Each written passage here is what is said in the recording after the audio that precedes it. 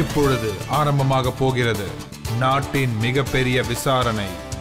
ஆப்கே அதாலத் ரஜத் சர்மாவுடன்.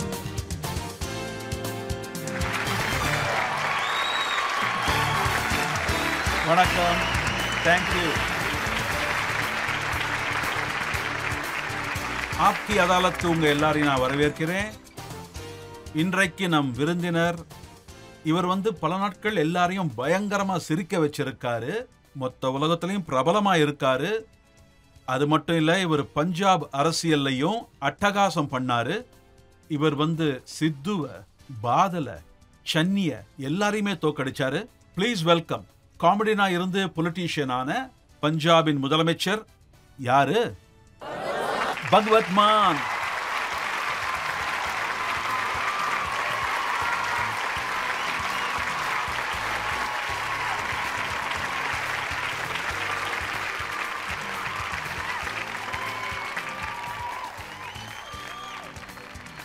உங்களுடைய கைத்தட்டல் இப்படியே தொடர்ந்து இருக்கணும். ஏன்னா இப்ப நான் நம்ம கோர்ட்டுக்கு ஜட்ஜை கூப்பிட போறேன். இன்னைக்கு நம்ம ஜட்ஜ் இவரும் ஒரு ஸ்டார். இவருடைய பாட்டு திறமைக்காக உலகமே இவரை வியந்து பார்க்குது. பஞ்சாபின் பிரபலமான சிங்கர். இவர் பாடினது தில் லகே குடி. ஜஸ்வீர் ஜஸ்ஸி.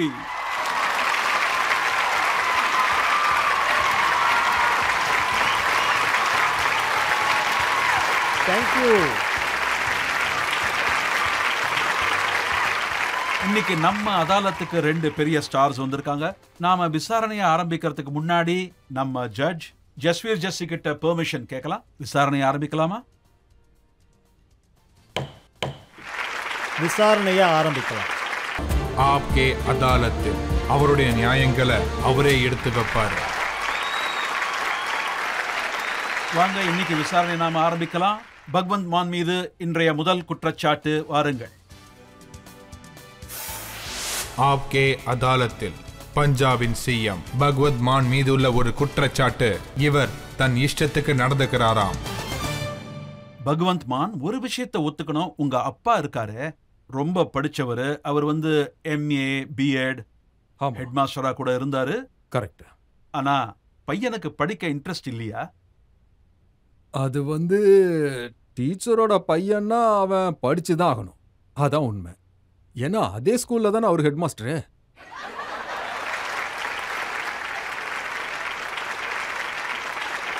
அதனால குறும்புத்தனம் பண்றதுக்கு ரொம்ப பிடிக்கும். ஆனா எல்லா டீச்சர்ஸும் ஹெட் மாஸ்டரோட பையனையே தான் கவனிச்சிட்டு இருப்பாங்க. அதனால நான் அது எல்லாத்தையும் அடக்கியே வச்சிருப்பேன். எங்க அப்பா சயின்ஸ் கற்றுக் கொடுப்பாரு. அதனால என்னால் ஸ்கூலெல்லாம் கட்டடிக்க முடியாது. ஏன்னா எங்க அப்பா தானே ஸ்கூல் ஹெட் மாஸ்டரு. அப்புறம் என்ன, ஸ்கூல் போறேன்னு சொல்லிட்டு என்னால் வேற எங்கேயும் போகவும் முடியாது. போனாதான் மாட்டிப்பேனே. ஏன்னா ஹெட் மாஸ்டர் எங்கே போனான்னு தேடுவாரே, மாட்டிப்பேன்ல. அதனால படிக்கிறதுல இன்ட்ரெஸ்ட் இருந்தது. எங்கள் அப்பா சயின்ஸ் மட்டும் இல்லாமல் மேக்ஸும் கற்றுக் கொடுப்பாரு. இன்றைக்கும் மேக்ஸ் எனக்கு ரொம்ப நல்லாவே வரும். ஆனால் பிரச்சனை என்னன்னா, நான் நிறைய கேள்விகள் கேட்பேன். இதை எதுக்காக கற்றுக் கொடுக்குறீங்க? இதால வாழ்க்கையில் என்ன பிரயோஜனம்? நீங்கள் இங்கே இவ்வளோ பேர் இருக்கீங்க, நிறைய பேர் இருக்கீங்க, இங்க நிறைய யங்ஸ்டர்ஸ் உட்கார்ந்துருக்கீங்க. நீங்களே சொல்லுங்க, நீங்க எப்பவாவது A² + B² + 2AB இந்த ஃபார்முலாவை சொன்னா நமக்கு வாழைப்பழம் கிடைக்குமா? சயின்ஸ் யாரு கத்துக்க ஆசைப்படுறாங்களோ அதை அவங்களுக்கு கத்துக் கொடுங்க. எனக்கு எதுக்காக இது எப்படி இருக்குன்னா, போஸ்ட்மேனுக்கான இன்டர்வியூ நடக்குது. லெட்டர் கொண்டு கொடுப்பாங்கல்ல, இன்டர்வியூ நடக்குது. இன்டர்வியூல கேட்குறாங்க ஒரு ஆளுகிட்ட, பூமியில இருந்து சந்திரன் எவ்வளவு தூரத்துல இருக்கு? அவன் சொன்னா, இந்த ரூட்ல போய் லெட்டர் பண்ணணும்னா தயவு செஞ்சு என்ன விட்டுருங்க, எனக்கு இந்த வேலையே வேண்டாம். நான் எங்க அப்பா கிட்ட எப்ப பாரு கேட்டுக்கிட்டே இருப்பேன், ஏன்பா இதெல்லாம் கத்துக் கொடுக்குறீங்களே, இதெல்லாம் நம்ம வாழ்க்கைக்கு உதவுமான்னு. நான் ஒரு சின்ன விஷயம் சொல்றேன். பஞ்சாபி டீச்சர் ஒருத்தவங்க வந்தாங்க, ஹவுஸ் டெஸ்ட்லாம் எடுத்தாங்க. ஃபீஸ் கன்ஸ்ட்ரக்ஷன் லெட்டர் கொடுங்கன்னு சொன்னாங்க. ஃபீஸ் கன்ஸ்ட்ரக்ஷன் நமக்கு கிடைக்கிறது தானே, ஏன்னா நாம எப்பவும் அதே ஸ்கூல்ல தானே படிக்கிறோம். To the principal comma respected sir comma இந்த ஸ்கூல், என்னோட பேர் பகவந்த் சிங். நான் இங்கே 7வது படிச்சுட்டு இருக்கேன். 6வது கிளாஸில் நான் ஃபஸ்ட் ரேங்க் வந்தேன். 7வதுலேயும் ஃபஸ்ட் ரேங்க் எடுப்பேன்னு உறுதி கொடுக்குறேன். என்னோட அப்பா வந்து கூலி வேலை பார்த்துட்டு இருக்காரு. அவருக்கு சம்பளம் ரொம்பவும் குறைவு. நாங்க வீட்ல 5 பேர் இருக்கோம். வாழ்றதுக்கே ரொம்ப கஷ்டப்பட்டுட்டு இருக்கோம். அதனால என்னால இந்த ஃபீஸை கட்ட முடியாத சூழ்நிலை இருக்கு. ஸோ நீங்க என்கிட்ட ஃபீஸ் வாங்கக்கூடாது. உங்களுக்கு கோடான கோடி நன்றி. அப்புறம் என்னோட பேரு, ரோல் நம்பர், அது இது. எனக்கு வந்து மார்க்கும் போட்டுட்டாங்க 9.5 10க்கு. வெரி வெரி குட்னு வேற எழுதிட்டாங்க. ஆனா எனக்கு வருத்தமா இருந்துச்சு. எங்க அப்பாவை பார்த்தீங்கன்னா ஒரு சைக்கிள்ல வீட்டுக்கு போவாரு ஸ்கூல்ல இருந்து. வீட்டுக்கும் ஸ்கூலுக்கும் ஒரு 3 கிலோமீட்டர் தூரம் இருக்கு. போகும்போது நான் அப்பா கிட்ட சொன்னேன், என்னப்பா இது, நீங்க எதுக்காக பாடம்லாம் எடுக்கிறீங்க? அவரு சொன்னாரு, நீங்க புத்திசாலியா இருக்கணும், எல்லாத்தையும் கத்துக்கணும், நீங்க உலகத்தை பத்தி தெரிஞ்சுக்கணும், எது உண்மை எது பொய்யுங்கிறத தெரிஞ்சுக்கணும். சரி அப்பா, நான் ஒன்னு சொல்றேன், நீங்க எங்களுக்கு பொய்யா கத்து கொடுக்குறீங்க. எப்பன்னாரு. நான் அப்போ உடனே அந்த அப்ளிகேஷனை எடுத்து கையில கொடுத்தேன். அவரு படிச்சு பார்த்துட்டு சூப்பரா எழுதிருக்கியே அப்படின்னாரு. பிரமாதம், 9.5 மார்க் வாங்கியிருக்கிய, 10க்கு 9.5 மார்க் வாங்கியிருக்கேன், இது பெரிய விஷயம். நான் சொன்னேன், என்னப்பா நீங்க அநியாயம் பண்ணாதீங்க, நம்பரை பார்க்காதீங்க. இதுல வந்து முதல் விஷயம் என்னன்னா, இந்த அப்ளிகேஷனை எழுதினதே உங்களுக்காக தான். Respected principal sir. அதுலயும் எங்க அப்பா கூலி தொழிலாளின்னு வேற எழுதியிருக்கேன்.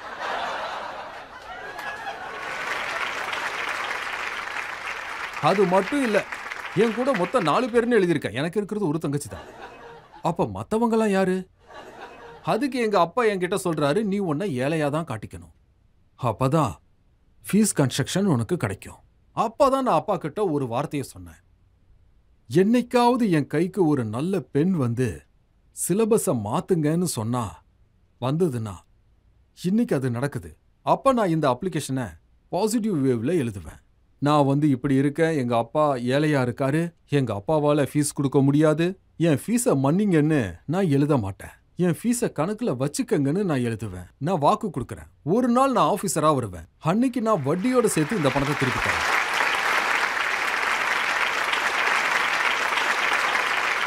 சார், நான் என்ன கேள்விப்பட்டேன்னா, ஸ்கூல்ல கிளாஸ்ல ஒரு ஓரமா உட்காந்து டீச்சர் அப்படியே மிமிக்ரி பண்ணுவீங்களாம், அவர் குரல் அப்படியே எடுப்பீங்களாம். இங்க பாருங்க, எவ்வளவு ஆர்டிஸ்ட் இருக்காங்களோ எல்லாரும் குடும்பத்தோட ஆசீர்வாதத்தால உருவாகுறாங்க.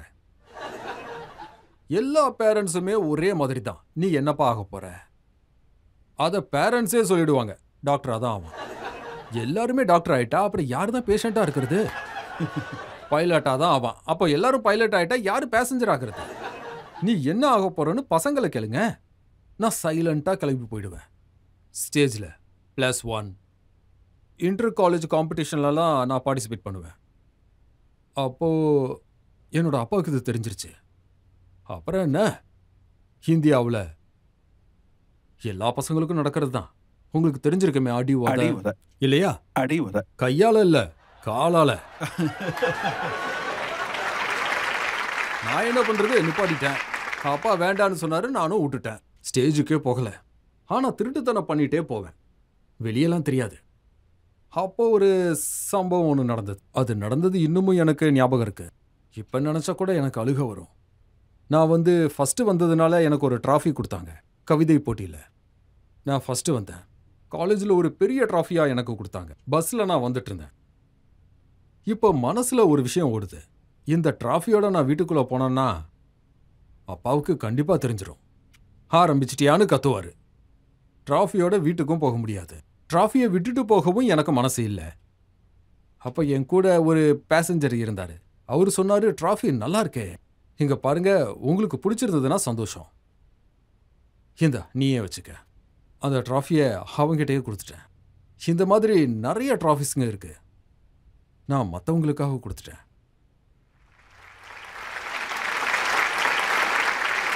ஸோ நான் வந்து இந்த ஷோவை வந்து நிறைய அம்மா அப்பா பார்த்துக்கிட்டே இருப்பாங்க. ஒரு விஷயத்த சொல்கிறேன், குழந்தைங்களோட விருப்பத்தை நீங்கள் புரிஞ்சுக்க ட்ரை பண்ணுங்க, அழுத்தம் கொடுக்காதீங்க. இப்பெல்லாம் நீங்கள் கவனிங்க, நிறைய ப்ரொஃபஷனல் இருக்கு, போகட்டும் விடுங்க. அவங்களுக்குன்னு ஒரு புரோட்டோகாலை உருவாக்காதீங்க. அவங்களுக்கு வானத்தை காட்டுங்க, ரெக்கைகளை கொடுங்க, அவனை பறக்க விடுங்க. ரூட் போட்டு கொடுக்காதீங்க, அவன் பறக்கட்டும், அவன் பறப்பான். இந்த ரன்வே இருக்கே, அது ஃப்ளைட்டை பறக்க விடாது, ரன்வே சந்தர்ப்பத்தை கொடுக்குது. அதுக்கப்புறம் எல்லாமே ஃப்ளைட்டோட இன்ஜினை டிபெண்ட் பண்ணுது.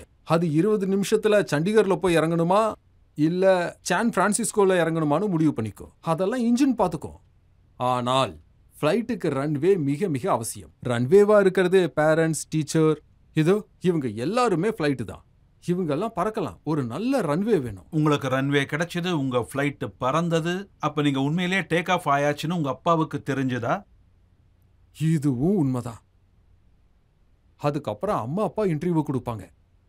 என் பையனை பத்தி பிறக்கும் போதே எனக்கு தெரிஞ்சிருச்சு. பயங்கர டேலண்ட். நான் பையனை சுதந்திரமா போயிட்டு வாடா அப்படின்னு சொல்லி நானே அனுப்பிச்சு வச்சேன். யாரும் அப்படி பண்றது கிடையாது. பொய் சொல்லக்கூடாது. கரெக்ட் தானே? அடி அடின்னு அடிப்பாங்க. இதுல இன்னொரு சம்பவமும் நடந்தது. அதாவது நாங்க பட்டியாலால தான் இருந்தோம். அங்க கவர்மெண்ட் ஸ்கூல் இருக்கும் இல்லையா? பிரின்சிபல் பேர்ல தான் எல்லா லெட்டருமே வரும். காக்கி கலர்ல கவர்மெண்ட் லெட்டர் வந்தது. கவர்மெண்ட் ஆஃப் இந்தியானா அது மேல ஸ்டாம்ப் இருக்கும். அதுல எழுதி வச்சிருந்தாங்க, எங்க அப்பா பேரு மகேந்திர சிங். அதுல எழுதி இருந்தது, மகேந்திர சிங், ஃபாதர் ஆஃப் பகவந்த் மான், government head master, government middle school. நான் லெட்டரை எடுத்துட்டு அப்பா கிட்ட காட்டினேன். நான் போய் சொன்னேன், அப்பா, மாஸ்டர் சார், சன் ஆஃப் பரவாயில்ல, ஃபாதர் ஆஃப்னு எதுக்காக இதுல போட்டிருக்கு? அதுவும் கவர்மெண்ட் லெட்டர்ல. அது கவர்மெண்ட் லெட்டருங்க.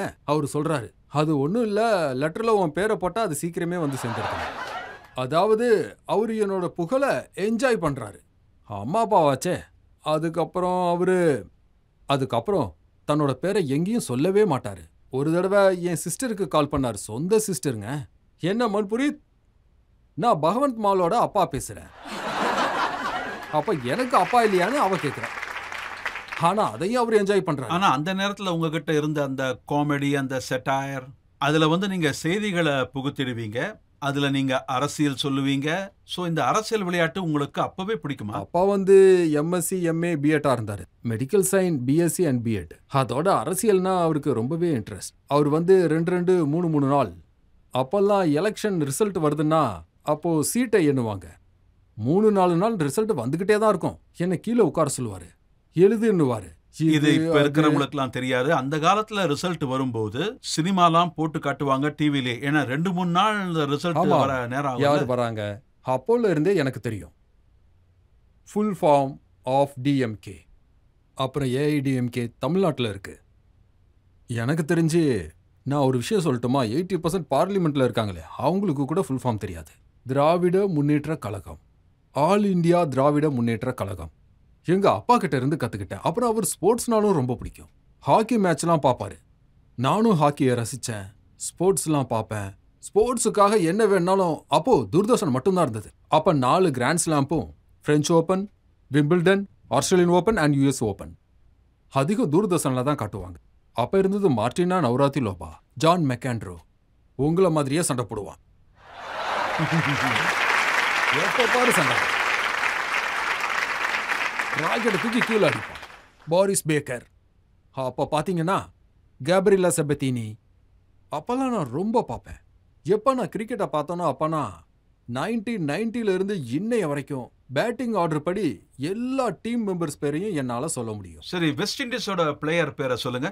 வெஸ்ட் இண்டீஸ் டீம் எப்போ நான் ரேடியோவில் கேட்க ஆரம்பிச்சனோ அப்போ இருந்தது Desmond Haynes, Gordon Greens, Richie Richardson, Gus Logie, Vivian Richard, Carl Hooper, Jeffrey Dujon. இவர் தான் விக்கெட் கீப்பர். அதோட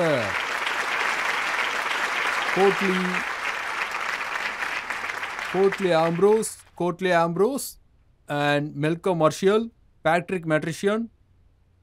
ரொம்ப கரெக்டா பெர்ஃபெக்ட்டா சொன்னீங்க. நானும் அப்போல இருந்தே கிரிக்கெட்டை ஃபாலோ பண்றேன். எல்லார் பேரையும் நீங்க கரெக்டா சொன்னீங்க. ஆர்டரும் கரெக்டா இருந்தது. ஸ்போர்ட்ஸ்னா ரொம்ப பிடிக்கும். இன்னைக்கும் ஸ்போர்ட்ஸோட பெரிய ஃபேன் தான். ஸ்போர்ட்ஸுக்காக பஞ்சாப் கவர்மெண்ட்ல இருந்து என்னெல்லாம் பண்ணணுமோ அதை நாங்க இப்பவும் பண்றோம். அது மட்டும் இல்லாம ஹாக்கில பாத்தீங்கன்னா இப்பவும் 7 பேர் இல்ல 8 பேர் பஞ்சாப்ல இருந்து நேஷனல் டீம்ல இருக்காங்க. ஹாக்கி டீமை பத்தி பெருசா சொல்ல தேவையில்ல. சரி, இந்த விளையாட்டை கவனிச்சு அரசியல் விளையாட்டுக்குள்ள எப்படி நுழைஞ்சீங்க? அப்ப லாஃப்டர் சேலஞ்ச் வந்துருச்சு. அப்ப நான் பாலிவுட்ல மூவிஸும் பண்ண ஆரம்பிச்சிட்டேன். அப்போ பாத்தீங்கன்னா நான் தர்வேந்திர சார், சன்னி தியோல், அப்புறம் பாபி தியோல், கேட்ரினா கைஃப் இருந்தாங்க. என்னோட கரியர் இப்படி தான் ஆரம்பிச்சது பாலிவுட்ல. ஆனா திடீர்னு 2011ல மன்பீத் பாதல் இருந்தார் இல்லையா, அவரு அப்ப வந்து ஃபைனான்ஸ் மினிஸ்டரா இருந்தாரு. பாதல் பிரகாஷ் சிங் பாதலோட நெஃப்யூ. அவர் வந்து தனியா வந்து ரிசைன் பண்ணி ஒரு புது பார்ட்டியை உருவாக்க அவர் டிசைட் பண்ணாரு. அவர் என்ன சொன்னார்னா, யாருக்கெல்லாம் பஞ்சாபுக்காக மனசுல ஒரு வலி இருக்கோ அவங்க என் கூட வாங்க. அப்போ முதல் மனிதனா நான் அங்க போனேன். அதாவது கட்ரினா கைஃபை விட்டுட்டு மந்திரி கிட்ட வந்துட்டீங்க.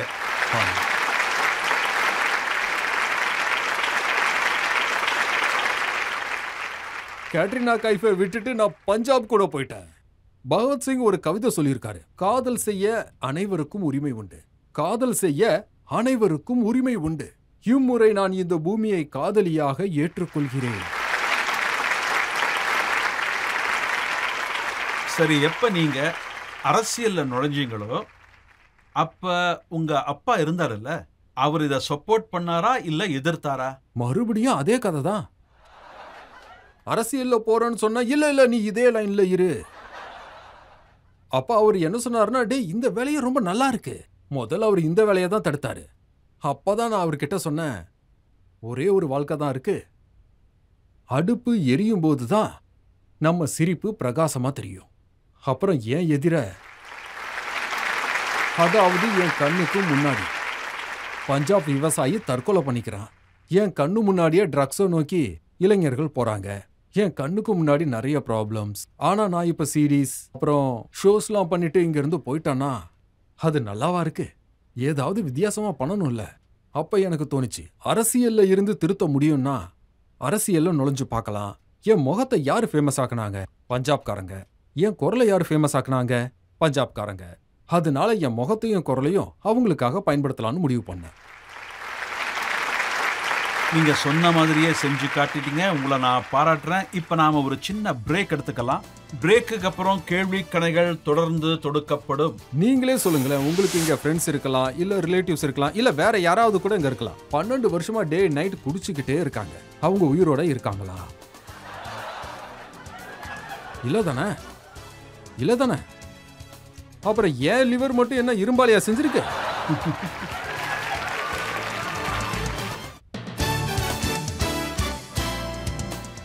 Welcome back.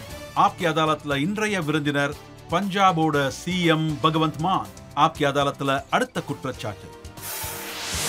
ஆப்கே அதாலத்தின் பஞ்சாபின் முதலமைச்சர் பகவந்த் மான் மீது உள்ள குற்றச்சாட்டு, இவர் தன் மீதே வெறி கொண்டவராக இருக்கிறார். மான் சார், இப்பெல்லாம் நானே கவனிக்கிறேன், நீங்க வந்து உங்களையே ரசிக்கிறீங்க. உங்களையே நீங்க கண்ணாடியில பார்த்து சொல்லிக்கிறீங்க, மான் சார் உங்கள மாதிரி ஒரு பேரழகன் கிடையாது மான் சார். நான் பார்லிமெண்ட்லயே சொல்லியிருக்கேன், நான் எப்பவாவது கண்ணாடி முன்னாடி நின்னு என்ன நானே பாராட்டிப்பேன். மான் சார் கலக்குறீங்க. வெளியில இருக்கிறவங்க வந்து உங்களுக்கு மரியாதை கொடுக்கணும்னு நீ நினைச்சன்னா முதல்ல உனக்கு நீ மரியாதை கொடுத்துக்கோ. ரஜத் சார், இங்க நிறைய இளைஞர்கள் இருக்காங்க, அவங்களுக்கு நான் சொல்ல விரும்புறேன், நீ உடஞ்சுதான் ஆகணுங்கிறது முட்டையோட தலையெழுத்து. ஏதாவது ஒரு வடிவத்தில் அது உடஞ்சுதான் ஆகணும். ஆனா வெளி ஃபோர்ஸால அந்த முட்டை உடஞ்சதுன்னா உள்ள இருக்கிற உயிர் காலியாயிடும். இல்ல அது உள்ளுக்குள்ள இருந்தே உடையுதுன்னா வாழ்க்கை ஆரம்பமாயிடும்.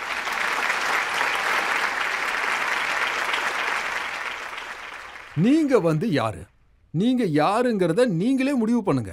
வெளியில இருந்து ஒருத்தன் வந்து நீ இப்படி வரணும்னு உங்ககிட்ட சொல்லக்கூடாது. நீ அதுவா வரலாம், உனக்கு இது சரி வராது, உனக்கு அதுதான் சரி வரும். உனக்கே எல்லாம் தெரிஞ்சிருக்கணும். நீ தான் பெரிய ஜட்ஜ். உன்னை அதிகமா கிரிட்டிசைஸ் பண்றது நீயா தான் இருக்கணும். உங்க ஜட்ஜ் வந்து நவ்ஜோத் சிங் சித்து. சித்து சார் அடிக்கடி சொல்லுவாரு, மஞ்ச கலர் தலப்பா கட்டினா பகத்சிங் ஆயிடுவாரா? பகத்சிங் நாட்டுக்காக உயிரை தியாகம் பண்ணாரு. ஆனா பகவந்த் மான் பஞ்சாபை அடிமையாக்கிட்டாரு. நான் பகத்சிங் ஆயிட்டேன்னு நான் யாருக்கிட்டையும் சொல்லவே இல்லையே. அவர் காலடி தூசு கூட கிடையாது. 23 வயசுல உயிர் தியாகம் பண்ணாரு, அதுவும் நம்ம நாட்டுக்காக. சரியா? ஆனா அவங்கள நாம ஃபாலோ பண்றதுல ஒன்றும் தப்பு இல்லையே. அவங்க கனவுல பாரதம் எப்படி இருந்தது, இல்ல எப்படி இருந்திருக்கணும்? பகவத்சிங் எப்பவுமே கவலைப்படல. அதாவது நாடு சுதந்திரம் அடையுமா அடையாதா, விடுதலை அடைஞ்சிருங்கிற விஷயம் அவருக்கு தெரிஞ்சிருந்துச்சு. ஆனா அவர் கவலைப்பட்டது ஒரே ஒரு விஷயத்துக்கு தான், விடுதலை ஆனதுக்கு அப்புறம் இந்த நாடு யார் கைக்கு போகும். அவர் கவலைப்பட்டதும் கரெக்ட் தானே. இன்னைக்கு 75 வருஷத்துக்கு அப்புறம் வெளிநாட்டுக்கு ஓடிக்கிட்டு இருக்கோம். இவங்கள விரட்ட பகத்சிங் மாதிரியான ஆளுங்க, அப்புறம் உத்தம் சிங் மாதிரியான ஆளுங்க, அவங்களாம் எவ்வளவு தியாகம் பண்ணியிருக்காங்க. அப்புறம் கர்த்தார் சிங், சராபா ராஜ்குரு, சுகுதேவ், நம்ம இளைஞர்கள் தூக்குல தொங்குனாங்க ஆங்கிலேயர்களை இந்த நாட்டை விட்டு விரட்ட. ஆனா இன்னைக்கு 30-40 லட்சத்தை டிராவல் ஏஜென்ட்டுக்காக நம்ம கொடுக்குறோம். அவங்க கிட்ட லைன்ல நிக்கிறோம் ஆங்கிலேயர்கள் கிட்ட போறதுக்கு. அப்ப நம்ம என்ன பண்றோம்? அதாவது பகத்சிங்கோட கனவின் சுதந்திரம் அது இந்த மஞ்சள் கலர் பகுடியை போட்டுக்கிட்டு எங்கேயாவது வெளியே போனா அதுக்கு யாருக்கும் எந்த பிரச்சனையும் வரக்கூடாது. இன்னும் சொல்ல போனா இந்த சித்து சார் அவரு சீனியர். லாஃப்டர் சேலஞ்சில் எனக்கு ஜட்ஜா வந்தாரு. சில நேரங்கள்ல எனக்கே ஆச்சரியமா இருக்கும். அப்படின்னா என்னத்தை சொல்லிட்டேன்னு இவர் தொடர்ந்து சிரிச்சுக்கிட்டே இருக்காரு, ஜோக்கர் மாதிரி. அது அவரோட ஸ்டைலே வேற. அது அவரோட ஸ்டைலு. காங்கிரஸ்ல இருக்காரு, பிஜேபியில் இருந்தாரு. ஆனா அதுக்கு முன்னாடி அகாலிதள்லயும் இருந்தாரு. அதோட அது மட்டும் இல்லாம எல்லாருக்கும் ஒரு கவிதை ஒன்று சொல்லுவாரு. மோதிக்கும் சொல்லுவாரு, ஆசாராமுக்கும் சொல்லுவாரு, சோனியாவுக்கும் அதே கவிதை, மன்மோகன் சிங்க்கும் அதே கவிதை. குறைஞ்சபட்சம் நான் சந்தர்ப்பத்துக்கு தகுந்த மாதிரி பேசுறேன்ல, சில இடங்கள்ல நான் அடக்கி வாசிப்பேன். அவர் ஸ்டைலே வேற, திருத்த முடியாது. ஒரு தடவை நீங்க சொல்லியிருக்கீங்க, நான் அவருடைய ஃபேன், அவர் தான் என்னுடைய ரோல் மாடல். ஆமாங்க, நான் அவரோட கிரிக்கெட் ஃபேன். அவர் ஓப்பனரா வரும்போது இன்னைக்கும் ஃபேனா இருக்கேன். ஆமாங்க, ஸ்ரீகாந்த் கூட வருவார் ஓப்பனர். அப்போ நான் நிறைய கிரிக்கெட்லாம் பார்ப்பேன். அதான் அவரோட ஃபேனா இருக்கேன். இதெல்லாம் ஆட்சேபிக்க கூடாது. ஆனா எல்லாரும் என்ன சொல்றாங்கன்னா, ஆம் ஆத்மி பார்ட்டியோட லீடர் கேஜ்ரிவால் அவர்கள் அவரை பார்ட்டி ஃபேஸா முன்னிறுத்த போறதா கேள்விப்பட்டோம். அட, நான் சொல்ல போனா நானே கெஜ்ரிவால் சார்கிட்ட விண்ணப்பம் வச்சிருந்தேன். நவ்ஜோசித் நம்ம பார்ட்டியில வர ஆசைப்பட்டார்னா, அதாவது அவரை சிஎம் ஆக்கணும்னு அவர் விரும்பினார்னா, நீங்க என்கிட்ட கேட்க வேண்டிய அவசியமே இல்லை. நீங்க தாராளமா ஆக்கிடுங்க, எனக்கு ஒன்றும் பிரச்சனையே இல்லை. எந்த போஸ்ட்லனாலும் நான் வேலை செய்ய தயார். என்னோட லட்சியம் பஞ்சாபை காப்பாற்றணும். பஞ்சாபை ட்ரக்ல இருந்து காப்பாற்றணும்.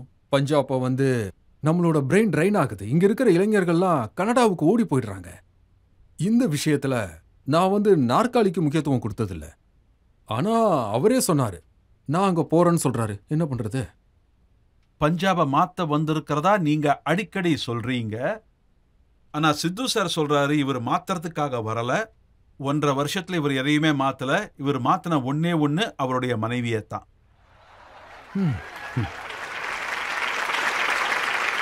இங்க பாருங்க, இதுல இருந்து ஒரு விஷயம் தெளிவா தெரியுது, அவருக்கு கொள்கை விஷயமா எதுவும் பேச தெரியாது.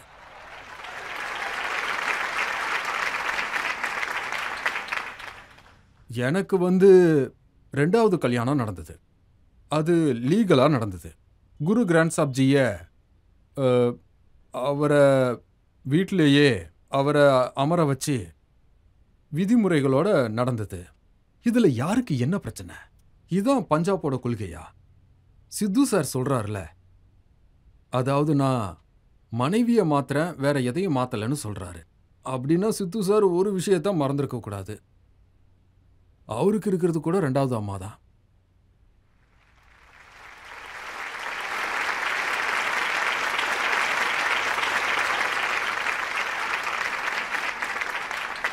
எவன் ஒருத்தன் தனக்காக கண்ணாடி மாளிகையை கட்டுறானோ அவன் அடுத்தவன் மேல கல்லை எறியக்கூடாது.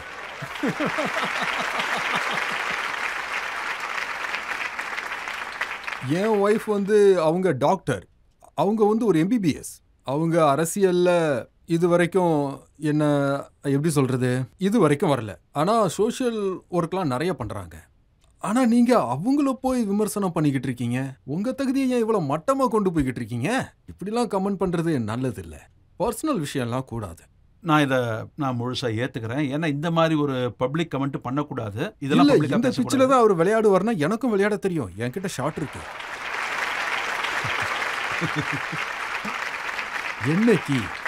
என்னைக்கு அவரு இத சொன்னாரோ அன்னைக்கு அங்க உட்கார்ந்திருந்த 80% பேருக்கு 2வது மனைவி, 3வது மனைவி, ஏன் 3வது அம்மா 2வது அம்மாலாம் இருக்கு. உங்களுக்கு எல்லாமே தெரியும். பஞ்சாபோட சிஎம்னா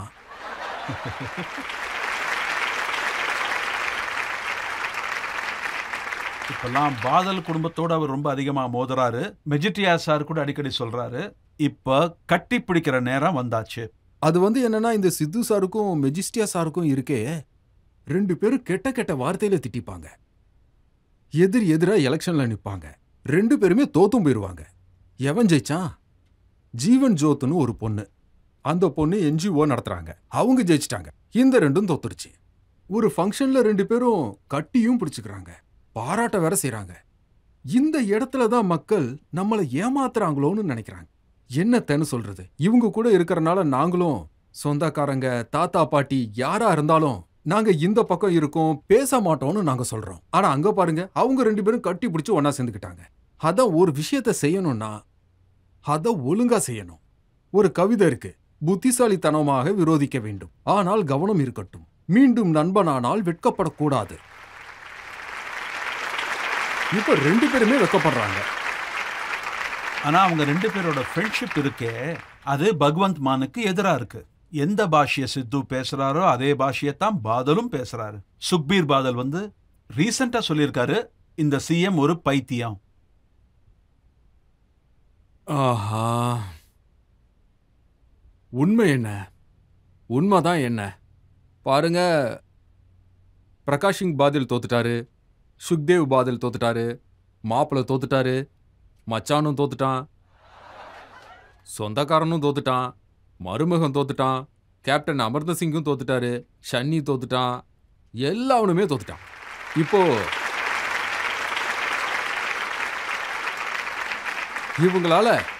இவங்களால இதை தான் பொறுத்துக்க முடியல. டீச்சர் பையன் முதலமைச்சர் ஆயிட்டானே, அப்படின்னா அவங்க 3.5 கோடி மக்களையும் திட்டுறாங்களா என்ன? அவங்க பைத்தியத்தை தேர்ந்தெடுத்திருக்காங்களா? சுக்பீர் பால் என்ன புத்திசாலித்தனமா பேசுறான் பாத்தீங்களா? சுக்பீர் பாதல் ஸ்டேஜ்லயே சொல்றான், பிரகாஷ் சிங் பாதல் இறந்துட்டாரு, இப்ப அவரு நம்ம கூட இல்ல. சுக்பீர் பாதல் சொல்றான், ஸ்டேஜ்ல ஒரு தடவை இல்ல 2-3 தடவை. இங்க உட்கார்ந்து இருக்காரே சர்தார் பிரகாஷ் சிங் பாதல், இவர் இருக்காரே, இவர் எனக்கு அப்பா மாதிரி. மாதல் சார் எழுந்து சொல்றாரு, டே நான் உனக்கு அப்பன் தாண்டா. அதுவும் ஒரு அப்பா சொல்றாரு. என்ன கொடுமை! இதுங்களை பத்தியெல்லாம் சொல்லணும்னா பெரிய பெரிய ஸ்கூல்ல படிச்சவங்க, இந்த மலை மேலெல்லாம் ஸ்கூலுங்க இருக்குமே, இவங்களுக்கெல்லாம் 100க்கு மேலதான் என்ன தெரியும், அதுக்கு கீழெல்லாம் என்னவே தெரியாது. இவங்கள 144 crore சொல்ல சொன்னா 1 crore 44 கோடின்னு சொல்லுவாங்க. 100 தெரியும், 44 தான் தெரியாது. 44 சொல்ல தெரியாது. இதுங்கெல்லாம் அந்த மலை மேல இருக்கிற ஸ்கூல்ல படிச்சுட்டு வந்திருக்குங்க. பஞ்சாபோட கல்ச்சரை பத்தி ஒரு மண்ணும் தெரியாது, வாய்க்கு வந்ததெல்லாம் உளறி தள்ளுறது. சித்து சார் சொல்றாரு, உங்களை மஜ்னு மான்னு கூப்பிடுவாரா? நல்லாதான் இருக்கு. சித்து சார் யாரு சொல்லுங்க? சித்து சார் யாரு? வெளிநாட்டவரா? நீங்க எதையுமே இல்ல, இல்ல, இல்ல. இல்லையே. சித்து சார் யாரு? காங்கிரஸ்ல முக்கிய புள்ளியா? இல்லையே. அவர் யாரு? உங்க ஜட்ஜ், உங்க குரு. இல்ல இல்ல இல்ல இல்ல இல்ல, உங்க ரோல் தோத்து மாடல். போனவரு.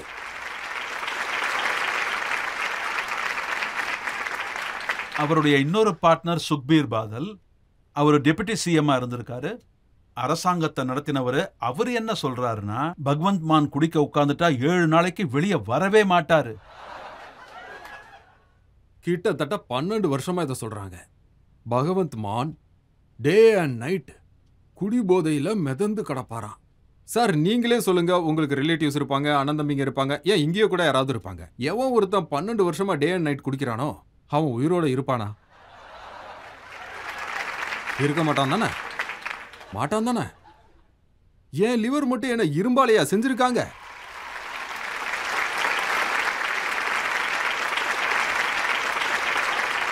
என்னத்த சொல்றது?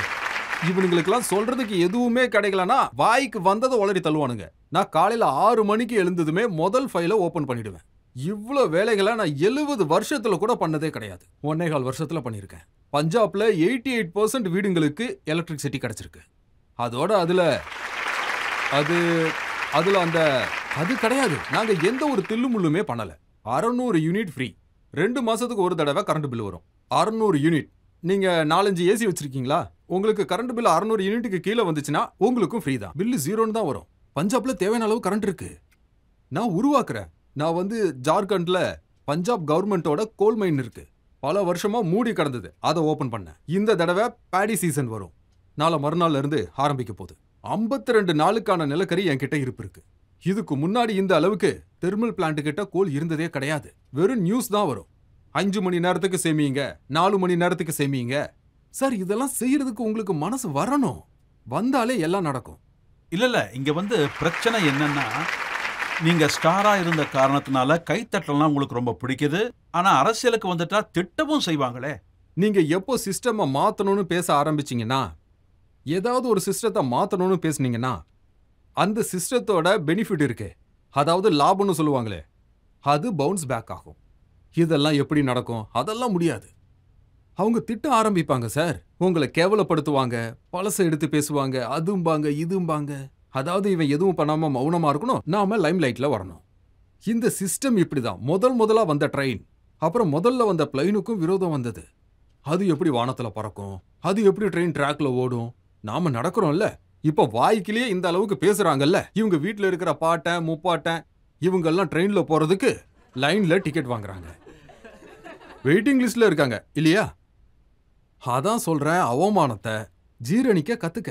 அண்ணா சார் சொன்னாரு, அரசியல்ல அவமானத்தை தாங்கிக்க. இங்க யாரும் பாராட்ட மாட்டாங்க. இது சம்பந்தமா ஒரு விஷயத்த சொல்றேன். ஒரு ஆள் இருந்தான், எல்லா விஷயத்தையும் குறை சொல்லுவான். எதை எடுத்தாலும் நெகட்டிவ் மைண்டடாவே இருந்தான். எதுக்கு எடுத்தாலும் நொல்ல சொல்லிக்கிட்டே இருப்பான். ஃப்ரெண்ட்ஸும் அப்செட்டா இருந்தாங்க.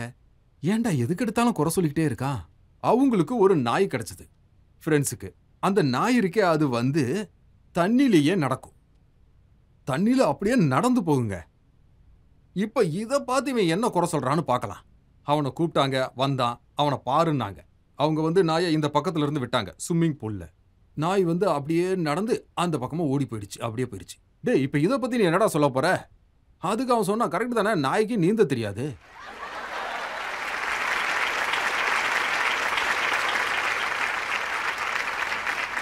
இவங்க எல்லாருமே இப்படிதான். அவங்களால எதுவும் செய்ய முடியலன்னா அடுத்தவனை திட்டிட்டு தான் இருப்பானுங்க.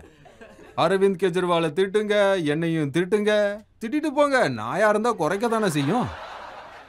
அதெல்லாம் கண்டுக்காம நாங்க வேலை செஞ்சுட்டு தான் இருப்போம். ஒரு தடவை ரொம்ப அருமையான ஒரு கவிதையை சொன்னீங்க, பேச்சுவார்த்தை நடக்கிறது. பேச தொடங்கினார்கள், பேச தொடங்கினார்கள். 56 இன்ச் மார்பை காட்டியவுடன் பேச தொடங்கினார்கள். இந்தியாவை டிஜிட்டல் ஆக்கியவுடன் பேச்சை தொடங்கினார்கள். இந்தியாவில் புல்லட் ட்ரெயின் வந்தவுடன். இப்ப அந்த பேச்சு எவ்வளவு தூரம் தான் போச்சு? இப்ப என்ன பண்ணுவாங்க? பேசுறதுக்கு அவங்க கிட்ட டாபிக்கே இல்லையே.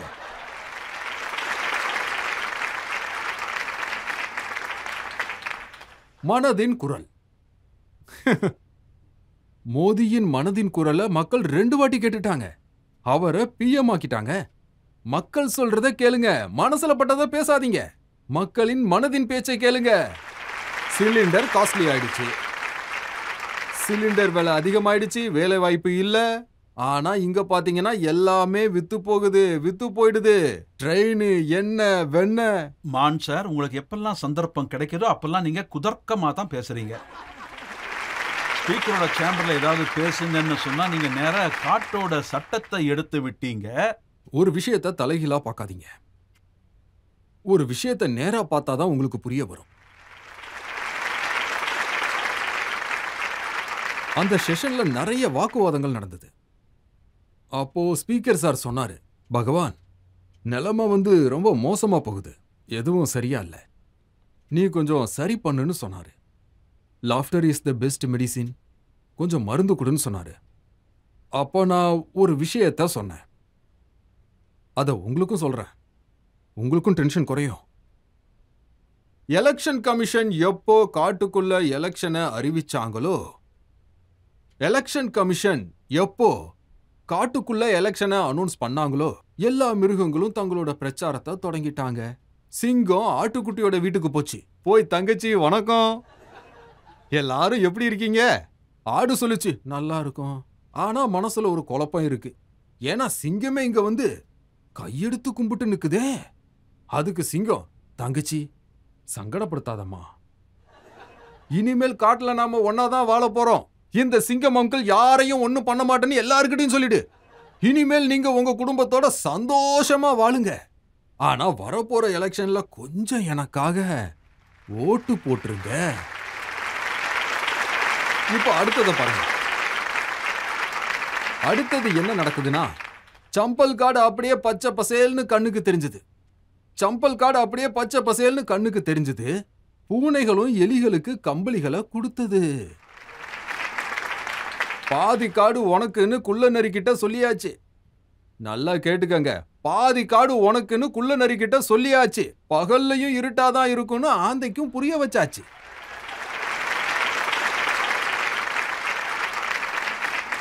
இனி கழுகுகளே இருக்காதுன்னு எலிக்கு வாக்குறுதி கொடுத்தாச்சு.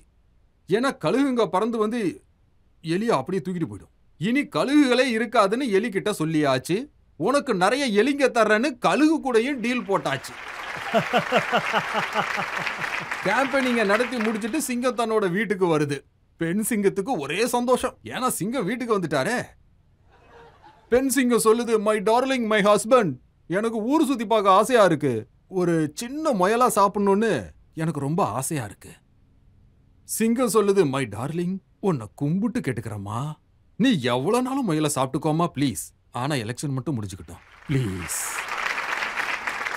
இந்த இடத்துல நான் என்ன சொல்ல வரேன்னா, பப்ளிக்கு முதல்ல வாக்குறுதி கொடுக்கறாங்க. அதுக்கப்புறம் 5 வருஷத்துக்கு அவங்கள ஒரு முயல் மாதிரி ட்ரீட் பண்றாங்க. அடுத்த எலெக்ஷன் வர்ற வரைக்கும் பப்ளிக்க நல்லா சுரண்டு, இந்த டாக்ஸ போடுங்க, அந்த டாக்ஸ போடுங்க. இதெல்லாம் ஏன் பப்ளிக் மேல போடுறீங்க?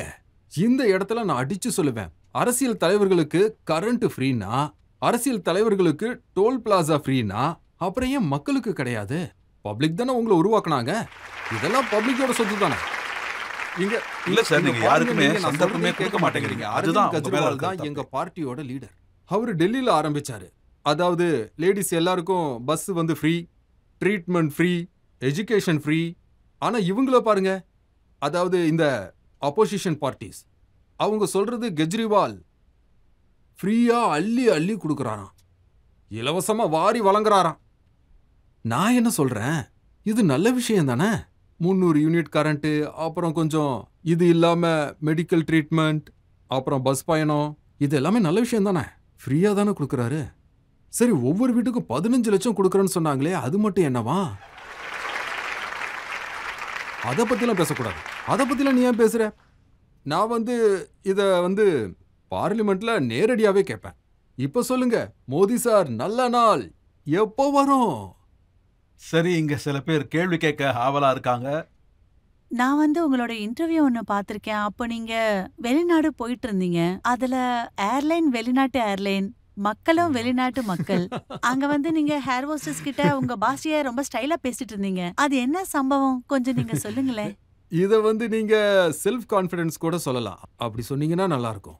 செல்ஃப் கான்ஃபிடன்ஸ் அது வந்து என்னன்னா, நான் வெளியூர் போயிட்டு இருக்கேன்.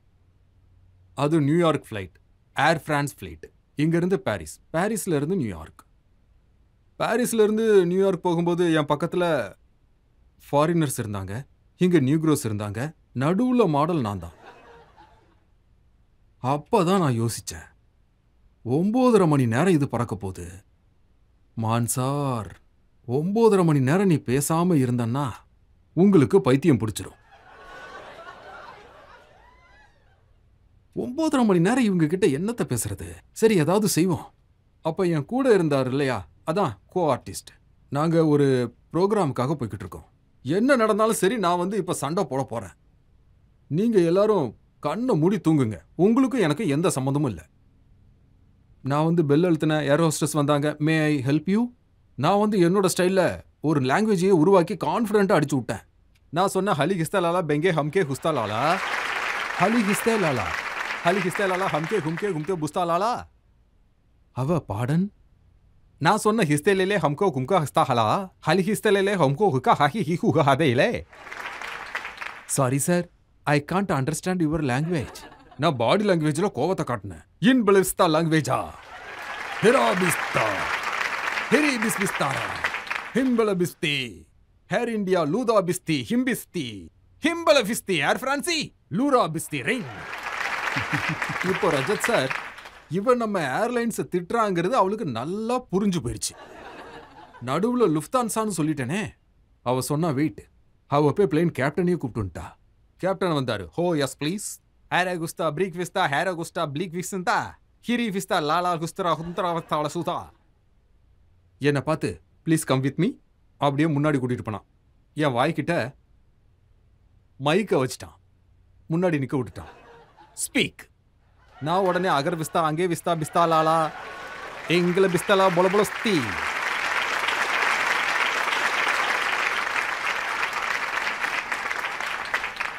அப்புறம் என்ன, என்னோட லாங்குவேஜ் அந்த ஃப்ளைட் பூராவும் ஃபேமஸ் ஆயிடுச்சு.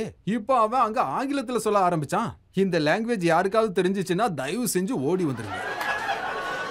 இப்படி ஒரு லாங்குவேஜ் இருந்தா தானே எவனாவது கான்டாக்ட் பண்ணுவான்.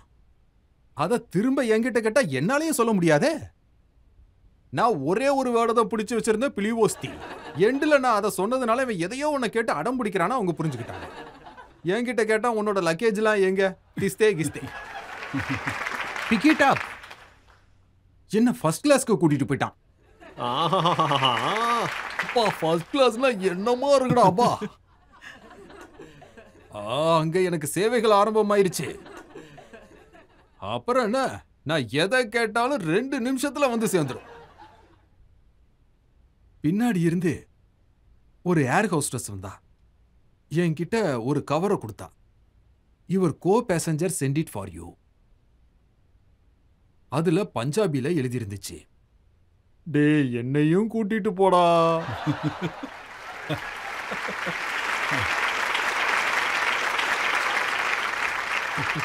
நான் என்ன பண்ணேன், அதே பேப்பர்ல பேக் சைட்ல நான் எழுதி அனுப்புனேன், சாரி, இது நான் என்னோட உழைப்பால சம்பாரிச்ச சீட்டு. வர்ற போற எல்லா ஏர் ஹோஸ்டஸும் என்னை பார்த்து கேட்டுட்டு போவாங்க, ஆர் யூ ஓகே? நான் சொல்லுவேன், ஹே பிலி ஹோஸ்தி ஹிஹிலி ஹோஸ்தின்னு. இப்படி ஒரு விஷயம் சுவாரஸ்யமா நடந்துச்சு. ஒரு மனுஷனுக்கு செல்ஃப் கான்ஃபிடன்ஸ் இருந்தா அவன் எவ்வளவு தூரம் போக முடியுங்கிறத தெளிவா சொல்லி காட்டிட்டீங்க. இப்போ ஒரு சின்ன பிரேக் எடுத்துப்போம். பிரேக்குக்கு அப்புறம் கேள்விகள் மறுபடியும் கேட்கப்படும். நாம பஞ்சாபினா பெருமைப்படணும், வெக்கப்படக்கூடாது. நம்மளோட நாடு மோதிரம்னா அதுல இருக்கிற கல் இருக்கே, அந்த வைரம், அதுதான் பஞ்சாப். तू मंगदा रही वे सूरजा कमियां दे वेड़े, तू मंगदा रही वे सूरजा कमियां दे वेड़े.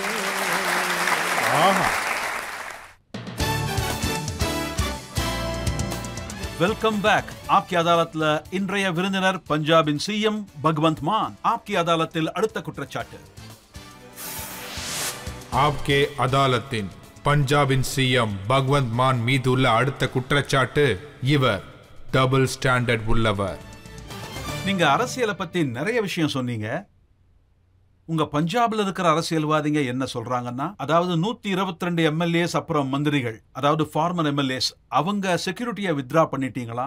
சார், செக்யூரிட்டி கார்டை வச்சுக்கிட்டு அவங்களுக்கு செக்யூரிட்டி வேலை எதுவும் கொடுக்கறது இல்ல. செக்யூரிட்டிக்காரங்க பஞ்சாப்ல நிறைய பேர் இருக்காங்க, கண்ட வேலையை செஞ்சுட்டு இருக்காங்க. நாங்களும் தேடுறோம், எப்படியும் பிடிச்சிருவோம்.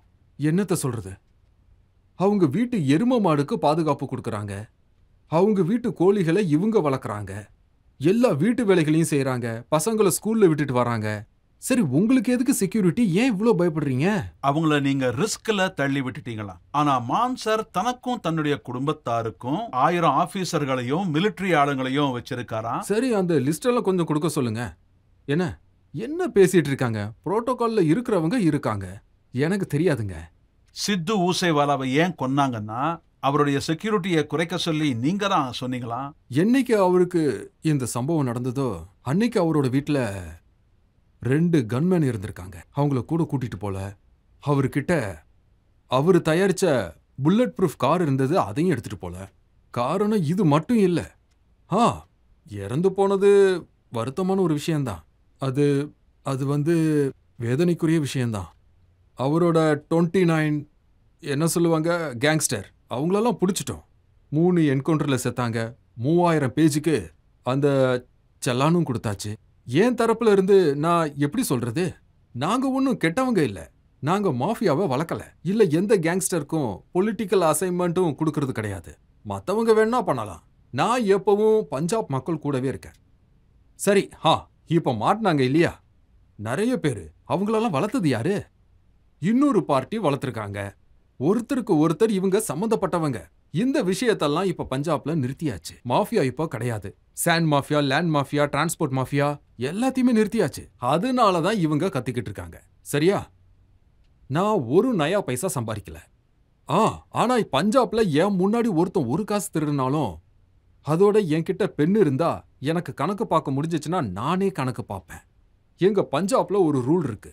நீங்க வந்து எம்எல்ஏ ஆன உடனே அவங்களுக்கு ஒரு சேலரி கிடைக்கும் 85,000 பிளஸ் வேற இன்சென்டிவ் பேட்டா அதெல்லாம். இப்போ நீங்க எம்எல்ஏ ஆகலன்னா அப்போ உங்களுக்கு 70-75,000 ரூபாய் பென்ஷன் கிடைக்கும். அடுத்த தடவை நீங்க எம்எல்ஏ ஆனீங்கன்னா மறுபடியும் சேலரி கிடைக்கும். நீங்க 4 தடவை எம்எல்ஏ ஆனீங்கன்னா 5வது வாட்டி டிக்கெட் கொடுக்கல, நீங்க ஒருவேளை தோத்துட்டா அப்போ உங்களுக்கு 4 பென்ஷன் கிடைக்கும். 70 கூட்டி பாருங்க, 2,80,000 ரூபாய் கிடைக்கும். நீங்க எவ்வளவு தடவை எம்எல்ஏ ஆகுறீங்களோ உங்க பென்ஷனும் டபுள் ஆகிக்கிட்டே இருக்கும். சில பேர் தோத்து போனா கூட லாபம்தான். ஜெயிச்சா 85,000, தோத்தா 3 லட்சம். நான் சொன்ன இங்க ஏதோ தில்லுமுள்ளு நடக்குது. நீங்க 2 நாள் கூட பதவியில இருங்க, அதே சம்பளம் தான் கொடுப்பாங்க. முதல்ல நான் அதை நிப்பாட்டினேன். ஒரு லெஜிஸ்லேட்டர், ஒரு பென்ஷன். மத்த எந்த பென்ஷனும் உங்களுக்கு கிடைக்காது. ஆனாலும் நான் சொல்ல விரும்புறேன், அதாவது இந்த பெரிய பெரிய ஆளுங்கெல்லாம் கண்டதையும் வாங்கி போடுவாங்க. இதை வாங்கிக்க, அதை வாங்கிக்க. அவங்க கிட்ட ஒரு விஷயம் சொல்றேன், என்ன வேணும்னாலும் நீ நல்லா சேகரிச்சுக்கோ, பணம், வைரம், முத்து. ஆனா ஒரு விஷயத்த மட்டும் மறக்காத, கல்லறையில ஒன்றும் பேக்கெட் இருக்காது, எல்லாமே இங்கேயே இருந்துடும். உங்களுக்கு நானே ஒரு பெரிய உதாரணம். நான் கனவுல கூட நினைக்கல. ஒரு சின்ன கிராமத்துல எரும மாட்டோட வாழை பிடிச்சிட்டு ஓடுனவன். நீச்சல் நான் அப்படிதான் கத்துக்கிட்டேன். ஆமாங்க, எரும மாட்டு வாழை பிடிச்சிட்டு அப்படியே தண்ணியில போயிடுவேன்.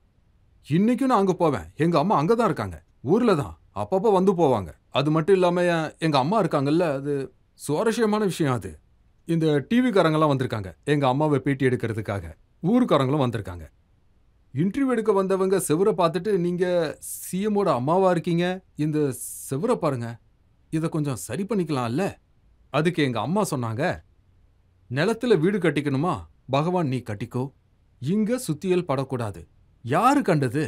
எந்த செங்கலால இந்த வீடை கட்டுனாங்கன்னு தெரியல. இந்த வீடுதான் அவனை இவ்வளோ பெரிய பதவியில உட்கார வச்சிருக்கு. அதனால இந்த செவத்தை நீங்க ஹேமரால அடிக்க கூடாது. நாங்க வந்து 2 வேளை சாமியை கும்பிடுறவங்க. காருக்கு அடியில ஒரு குருவி வந்துட்டாலும், குருவியோ இல்ல புறாவோ அங்க இறந்து போயிருச்சுன்னா அந்த இடத்திலேயே ஒரு 2 நிமிஷம் மௌனம். அதுக்கு தான் பல லீடர்ஸ் சொல்றாங்க, எரும மாட்டு வாழை பிடிச்சு நீந்த கத்துக்கிட்ட ஒரு லீடர் அவன் சிஎம் ஆயிட்டா கிறுக்கு பையனா தானே இருப்பான். ஏன்னா பத்திரிக்கைக்காரங்க கேட்டாங்க, சிஎம் பதவியில உட்கார்ந்தா பெரிய பெரிய லீடரும் குழம்பி போயிடுவாங்க, ஆனா நீங்க எப்படி நார்மலா இருக்கீங்க? நான் சொன்ன ஒரு வித்தியாசம் இருக்கு. அதாவது அவங்க எல்லாரும் ஷேர்ல உட்கார்ந்து ஃபேமஸ் ஆகுறாங்க. நான் ஃபேமஸ் ஆயிட்டு நாற்காலியில உட்கார்றேன். புகழ்லாம் பார்த்தாச்சு. எனக்கு 17 வயசு. I was 17 at the time when I became a big star. 17 வயசு. அப்போ 2 கிரேட்ல படிச்சிட்டு இருந்தேன். பணத்துக்கு பஞ்சம் இல்ல, ஆடம்பரத்துக்கு பஞ்சம் இல்ல. அவங்க சொல்றாங்க ஸ்டேஜ் நடத்துறது வேற விஷயம், ஸ்டேட்டை நடத்துறது வேற விஷயம். நான் ஸ்டேட்டை நடத்துறேன், அவங்க ஸ்டேஜ் நடத்துறாங்க. ஸ்டேஜ்லயே கத்த சொல்லுங்க. நான் ஸ்டேட்ல இருக்கேன். 29,282 கவர்மெண்ட் வேலை கொடுத்துருக்கேன். 582 ஆம் ஆத்மி கிளினிக் ஓபன் ஆயிருக்கு. 80 இன்னும் வருது. ஸ்கூல் ஆஃப் ஃபெமினிஸ்ட் தயாரா இருக்கு. 15 ஆகஸ்ட்ல 15 ஸ்கூல் வரப்போகுது. அது மட்டும் இல்லாம கரண்ட் 88% வீட்டுக்கு ஃப்ரீயா கொடுக்குறோம். பஞ்சாபை சேர்ந்தவங்க யாராவது இருந்தா தாராளமா நீங்க கேட்கலாம். எங்க பஞ்சாப் 200 கிலோமீட்டர் தள்ளி தான் இருக்கு. நீங்க கேமராவை அனுப்புங்க, அங்க போய் நேரடியாவே நீங்க தெரிஞ்சுக்கோங்க. கேமரா அவங்க ரன் பண்ணா எல்லா இடத்துலயும் உங்க முகம் தான் தெரியுது, உங்க போஸ்டர் தானே தெரியுது. எந்த வேலை நடந்தாலும் முதல்ல உங்க போட்டோ அங்க வருது. ஏங்க நீங்க மக்களோட மனசை எட்டி பாருங்க, அங்கேயும் என் போட்டோ தான் இருக்கு. ஆனா உங்க கேமரா போகாது.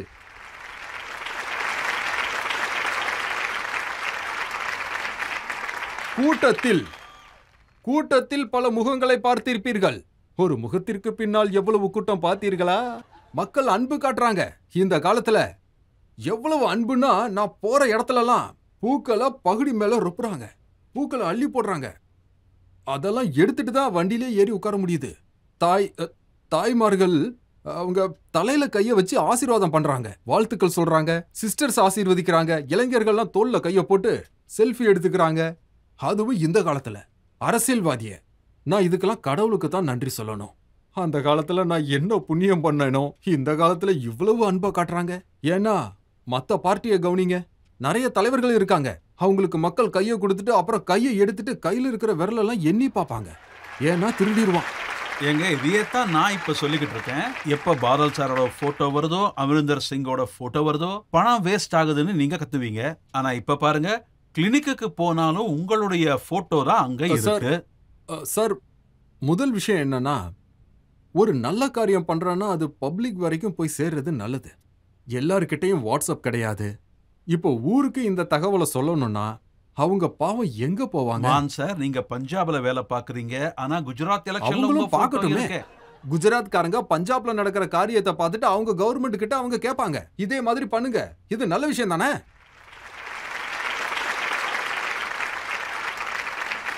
நீங்க அடிக்கடி சொல்ற வாக்கியம் பிரெயின் ட்ரெயின் ஆகுது, நம்ம இளைஞர்கள் எல்லாருமே போய்கிட்டு இருக்காங்க. ஆனா இப்ப கூட அங்க பார்த்தா ஒரு போர்டு இருக்கும், யுஎஸ் போகணும்னா இங்க கான்டாக்ட் பண்ணுங்க, கனடா போகணுமா எங்களை கான்டாக்ட் பண்ணுங்க. யா, அற்புதமா கேட்டீங்க. இது நல்ல கேள்விதான். நம்மளோட யூத் இருக்காங்கல்ல, அவங்க இங்க இருந்து ஓடுறாங்க. சிஸ்டமை தான் குறை சொல்லணும். அவங்கள இங்கேயே பிடிச்சு வைக்கிறதுக்கு தான் நாங்க முயற்சி எடுக்கிறோம். அவங்களுக்கு இங்கேயே டிகிரி கிடைக்கணும், அதுக்கு தகுந்தாப்புல வேலையும் கிடைக்கணும். எங்கேயும் போகக்கூடாது. வெளிநாட்டுக்கு போறது ஒன்னும் அவ்வளவு ஈஸி கிடையாது. நீங்களே பாருங்க, உங்களுக்கே தெரியும். 600-700 ஸ்டூடெண்ட்ஸ் அவங்க தலையில கத்தி தொங்கிட்டு இருக்கு. அவங்க டிபோர்ட் பண்ண போறாங்க. தவறான பாஸ்போர்ட்ல இங்க இருந்து போயிருக்காங்க கனடாக்கு. அம்மாவோட நகையை வித்துட்டு எதுக்காக அங்க போறீங்க? அப்பா நிலத்தை விற்கிறாரு. அங்க சிஸ்டம் இருக்கு, அங்க டிசிப்ளின் இருக்கு. இங்க வந்து நானும் முயற்சி எடுக்கிறேன். இங்கேயே அவங்களுக்கு வேலை கிடைக்கணும். இங்க முதல்ல பஞ்சாப்ல இண்டஸ்ட்ரீஸ் இருந்தது, அது எல்லாத்தையும் அவங்க மூடிட்டு போயிட்டாங்க. எந்த இண்டஸ்ட்ரியலிஸ்ட் வந்தாலும் அவங்க ஃபேக்டரி அமைக்கிறதுக்காக வந்தா முதல் கேள்வியா கேட்கறது, எனக்கு எவ்வளவு கொடுப்ப? அவங்க ஃபேமிலியோட இங்க பிசினஸ் பண்றதுக்காக வராங்க. அதனால எவ்வளவு பேருக்கு லாபம் கிடைக்குதுன்னு பாருங்க. டாடா வர்றாங்க, biggest, second biggest after Jamshedpur, லுதியானால. ஆயிரக்கணக்கான ஆண் பெண்களுக்கு அங்க வேலை கிடைக்கும். GSW வந்தாச்சு. எங்க கிட்ட வர்தமான் இருக்கு, ஆல்ரெடி ஹீரோ இருக்கு. அப்புறம் கூகுள் வர போறாங்க, ஒண்டர்லா வராங்க. பெரிய பெரிய இண்டஸ்ட்ரீஸ் பஞ்சாப்ல வர போறாங்க. அவங்களுக்கு இன்சென்டிவ்ஸ் கொடுக்கறோம். ஏன்னா இந்த பஞ்சாப் வந்து முதல்ல இருந்தே இந்த பஞ்சாப் ஒரு ரோல் மாடலா இருந்திருக்கு. இது ரோல் மாடலா? பஞ்சாப்ல மூல முடுக்கெல்லாம் ட்ரக் மாஃபியா இருக்காங்களே. சந்து பந்துல எல்லாம் இளைஞர்கள் ட்ரக்ஸ் எடுத்துக்கறாங்க. இங்க பாருங்க, இதுக்கு பின்னாடி ஒரு மிகப்பெரிய கதை இருக்கு. ஏன்னா இது பார்டர் ஸ்டேட். முதல்ல பாத்தீங்கன்னா இந்த பஞ்சாப் டிரான்சிட் ஸ்டேட்டா இருந்தது ட்ரக்ஸுக்காக. அங்கிருந்து ட்ரக்ஸ் வரும், மும்பைக்கெல்லாம் போயிடும். இப்போ இது கன்சூமிங் ஸ்டேட்டா மாறிடுச்சு. நம்ம இளைஞர்களுக்கு நடுவில் நிறைய ட்ரக்ஸ் புழங்குது. இது உண்மை. இதுக்கெல்லாம் என்ன காரணம்? இங்க வேலை இல்லை. அவங்களுக்கு ஒரு வேலை கிடைச்சிருச்சுன்னா அவங்க இங்க அங்கன்னு போக மாட்டாங்க. இப்போ நாங்க ஸ்போர்ட்ஸை ஸ்டார்ட் பண்ணியிருக்கோம். இப்போ பஞ்சாப் போலீஸ்ல வேலை கொடுக்குறோம். எல்லா வருஷமும் 2200 பேரை நாங்க சேர்த்துக்கிட்டு இருக்கோம். அவங்களும் ரெடி ஆகணும்ல. அவங்களுக்கு டைம் கொடுக்கணும், உடம்ப பார்த்துக்கணும். அவங்களோட கவனம் தவறான வழியில போகக்கூடாது. ஏன் சொல்றேன்னா, அவங்க கவனம் வேற எங்கேயாவது போச்சுன்னா இங்க வர மாட்டாங்க. இது எல்லாத்தையும் பண்ண வேண்டியிருக்கு, சரி செய்யணும். பஞ்சாப்பை மறுபடியும் பஞ்சாப்பா மாத்தி காட்டணும். கலிபோர்னியாவோ லண்டனாவோ ஆக்க வேண்டியதில்லை. இது பஞ்சாப் எங்களோட குரு வாழ்ந்த இடம். இது ஒரு தியாக பூமி. மறுபடியும் பஞ்சாபை தூக்கி நிறுத்தணும். அது பஞ்சாப், அது என்ன சொல்லுவாங்க, முந்திரி பழத்துக்கு வெளியே இருக்கிற முந்திரி பருப்பு தான் பஞ்சாப். அதாவது நாடு ஒரு மோதிரம்னா அதுல இருக்கிற கல்லு இருக்கே, வைரம், அதுதான் பஞ்சாப். என்ன, அந்த டைமண்டோட ஷைனிங் கொஞ்சம் குறைஞ்சு போயிருக்கு. அதை சரி பண்ணிடலாம்.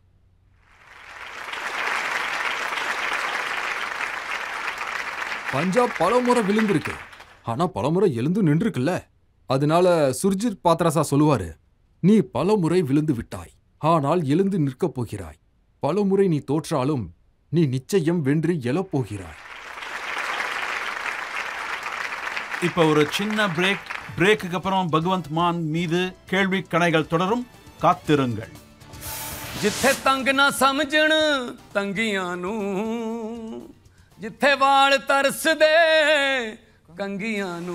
बरसी खटन गया खट के लियांदा गुलाब, पंजाब दी हटौर वखरी, पंजाबियां दी तौर वखरी। बसदा रहे पंजाब, पंजाबियां दी तौर वखरी, हसदा रहे पंजाब, पंजाबियां दी तौर वखरी।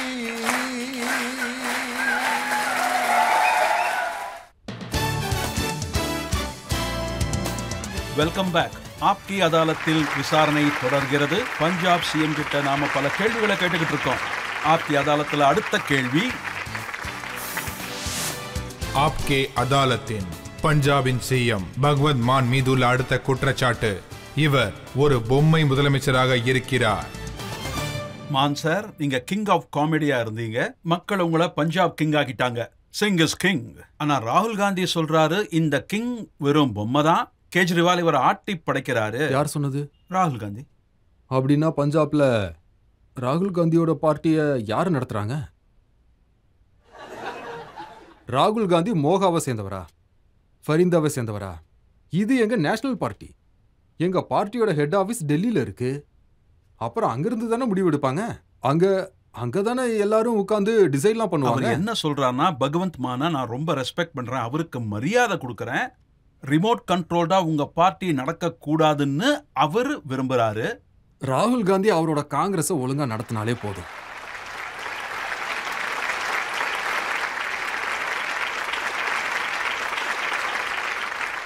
அது இந்த நாட்டோட கேபிட்டல்ல one of the biggest democracy in the world, India. அந்த நாட்டோட கேபிட்டல்ல அந்த நாட்டோட மிக பழமையான நேஷனல் பார்ட்டி காங்கிரஸ். 2015ல இருந்து அவங்க கிட்ட எவ்வளவு எம்எல்ஏஸ் இருக்காங்க? 0. எவ்வளவு எம்பிஸ் இருக்காங்க? 0. ராஜ்யசபால எவ்வளவு பேர் இருக்காங்க? 0. ஈவன் அதாவது எந்த இலாக்காவில் ராகுல் காந்தி, சோனியா காந்தி அப்புறம் காங்கிரஸ்காரங்கெல்லாம் தங்கி இருக்காங்களே, பிஜேபி காரங்களும் தங்குறாங்க, அங்க யார் எம்எல்ஏ? அரவிந்த் கெஜ்ரிவால். நியூ டெல்லி விதான்சபா. ஏன்பா ராகுல் காந்தி, ஒரு விஷயத்தை தெரிஞ்சுக்கோப்பா, உன் வீட்டில் இருக்கிற வேலைக்காரன் தோட்டக்காரன் முத கொண்டு எங்களுக்கு தானே ஓட்டு போடுறான். அதனால அவரோட பார்ட்டியா பாத்துக்க சொல்லுங்க. இந்த ராகுல் காந்தி இருக்காரே, அதாவது அவரை எப்படி சொல்றது, ஒரு கடைக்காரன் இருந்தான், கடனை நினைச்சு வருத்தப்பட்டான். எல்லாருமே கடனுக்கு தான் வாங்கிட்டு போறாங்க. பொருள் வாங்க வந்தா தர முடியாதுன்னு சொல்ல முடியாது. அவன் ஒரு போர்டை மாட்டிட்டான். கடைக்காரன் காங்கிரஸை சேர்ந்தவன். அவன் ஒரு போர்டை மாட்டிட்டான், ராகுல் காந்தி பிஎம் ஆகிற வரைக்கும் கடன் கொடுக்க மாட்டேன். ஏன்டா கடன் தர மாட்டேன்னா அதை நேரடியா சொல்ல வேண்டியதானேன்றாங்க. அதனால முதல்ல அவர் காங்கிரஸை சரி பண்ணட்டும். ஏன்னா காங்கிரஸ் ஒரு தடவை இந்த பக்கமா சாயறாங்க. நான் பார்லிமெண்ட்லயே இதை சொன்னேன். டெல்லியில ஒரு அம்மா தன்னோட குழந்தைகிட்ட உலகத்தில் இருக்கிற ஒரு சின்ன ஸ்டோரிய குழந்தைகிட்ட சொல்றாங்க. காங்கிரஸ்னு ஒன்று இருந்துச்சு, கதை முடிஞ்சது, அவ்வளவுதான் கதை. நீங்க பஞ்சாப்ல இருந்து காங்கிரஸ ஒட்டு மொத்தமா அழிச்சிட்டீங்க. ஆனா இப்பவும் பாருங்க, அகாலிதள் இருக்கு. அதோட சுக்பீர் பாதல் சொல்றாரு, நம்ம சிஎம் மந்திரி சார் பஞ்சாப்ல தங்குறது கம்மி தான், குஜராத், ஹிமாச்சல், டெல்லியில தான் அதிகமா சுத்துறாரு. அது என்னன்னா, பஞ்சாப்ல அதிகமா ஆபீஸ்க்கு போற ஒரு சிஎம் யாருன்னா, பஞ்சாப்ல அதிகப்படியா மக்கள் நடுவுல போற ஒரு சிஎம்னா, நீங்களே லிஸ்ட் எடுத்து பார்த்துக்கோங்க. என் பேரை நீங்க முதல்ல பார்ப்பீங்க. 1.25 வருஷம் தான் ஆகுது. இதுக்கு முன்னாடி என்ன நடந்தது? இந்த பெரிய பெரிய வீட்டில் இருக்கிறவங்க வீட்டை சுத்தி பெரிய பெரிய சுவரை கட்டிப்பாங்க. இவங்கெல்லாம் சிஎம்மா வந்துட்டு உள்ள இருந்து கதவை மூடிக்கிட்டு தாப்பால் போட்டு பெரிய பூட்டை போட்டுருவாங்க. அப்படின்னா வெளியே இருக்கிற மக்கள் அவங்க பக்கத்துல வந்துடக்கூடாது. அவங்களுக்கு ஒரு விஷயம் தெரியல. இதை நீங்க கூட சொல்லிட்டீங்க. ஏன்பா நீயும் வெளியே வந்துடாதுன்னு ஊர் மக்கள்லாம் வெளியே இருந்து தாப்பால் போட்டு பூட்டை போட்டாங்க. அதனால சார், இந்த சுக்வீர் பாதல் இவங்கள பத்திலாம் இங்க பேசுறது அது அனாவசியமா நேரத்தை வீணடிக்கிற மாதிரி. சார், உங்க பார்ட்டியில இருக்கிற எம்எல்ஏஸ் என்ன சொல்றாங்கன்னா, அதான் இப்ப பாத்துடலாம். எந்த நேரத்துல பகவந்த் மான் யாரை தூக்குவாருன்னு சொல்லவே முடியாது. அதே மாதிரி யாரையும் மந்திரி ஆக்கிடுவேன்னு யாராலையும் சொல்ல முடியாது. என்ன மேட்டர்னா, நல்லது தானே, எல்லாருக்கும் ஆசை இருக்குல்ல, இருக்கிறது நல்லது தானே. எனக்கும் மந்திரி ஆகிற சான்ஸ் இருக்குன்னு நினைக்கட்டும். அதோட தப்பான காரியத்தை பண்ணா என் நண்பனோ என் உறவினரோ இல்ல என் வீட்டோட மெம்பரா இருந்தாலும் அவன் தப்புன்னா அவனுக்கு தண்டனை கண்டிப்பா கிடைக்கும். நான் இதை சொல்லியே வச்சிருக்கேன். ஒருவேளை நான் 1.25 வருஷம் ஆகுது, ஒருவேளை நான் ₹1 கூட அரசாங்க பணத்தை திருடுனா, அரசாங்க பணத்தை தொட்டா, செலவு பண்ணா, ₹1 அனாவசிய செலவு பண்ணாலும் அப்படின்னா அது ₹1 கிடையாது. அது விஷ மாத்திரையை சாப்பிட்ட மாதிரி ஆயிடும். இதை விட ஒரு பெரிய கேரண்டியை எந்த தலைவராலையும் கொடுக்க முடியாது. இதெல்லாம் பஞ்சாபோட பாரம்பரியம் கிடையாது. பாதல் குடும்பமோ அம்ரீந்தர் குடும்பமோ தன்னுடைய குடும்பத்தாரை யாரும் தொடர்றது கிடையாது. இதுதானே வருத்தத்தை கொடுக்குது.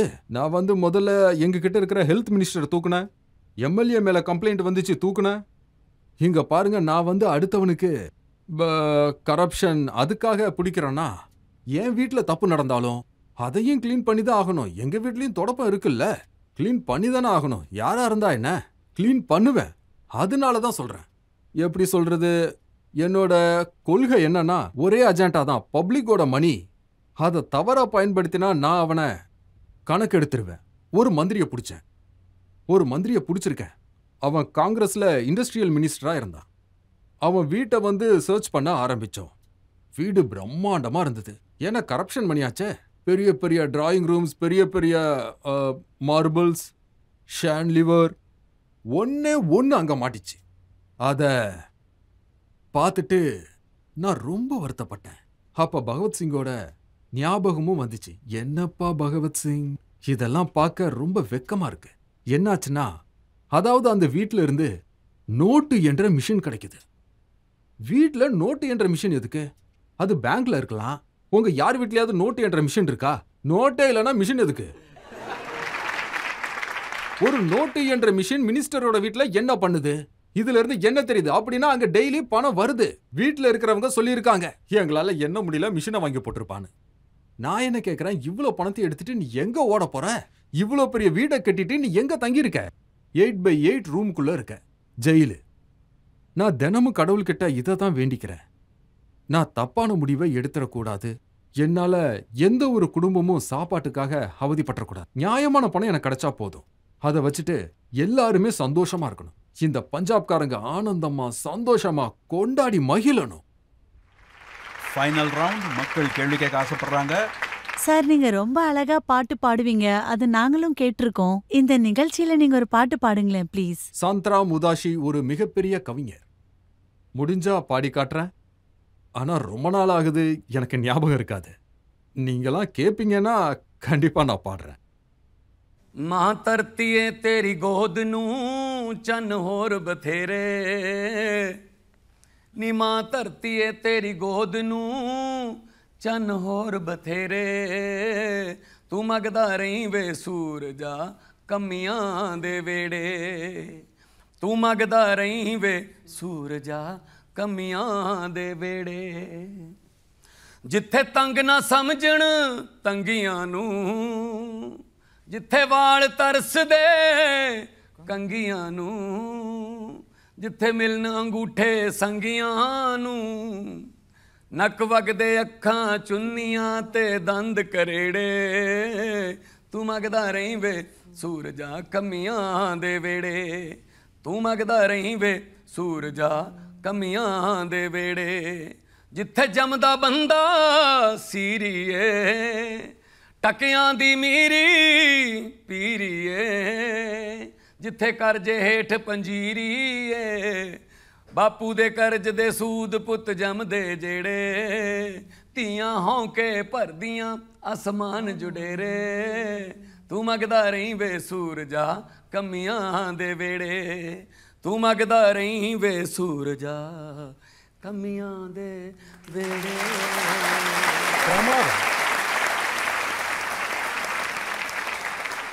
ஆப்கி அதாலத்தில் இன்னைக்கு உங்களுடைய பல ரூபங்களை பார்த்துட்டோம்.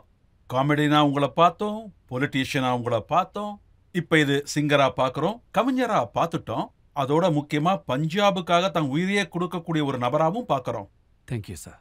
இப்போ ஒரு சின்ன பிரேக் எடுத்துக்கலாம். பிரேக்குக்கு அப்புறம் ஆப்கி அதாலத்தில் இன்றைய சிங்கர், பிரபலமான ஜட்ஜ், பஞ்சாபோட மிகப்பெரிய ஸ்டார் ஜஸ்வி ஜஸ்ஸியோட தீர்ப்பை நாம கேட்கலாம். இந்த மக்கள் அடிக்கடி சொல்லி நான் கேள்விப்பட்டிருக்கேன், உயிரோட இருந்தா திரும்ப சந்திக்கலாம். ஆனா இந்த பஞ்சாபி மனசு என்ன சொல்லுதுன்னா, சந்திச்சுக்கிட்டே இருந்தா நாமும் உயிரோட இருப்போம்.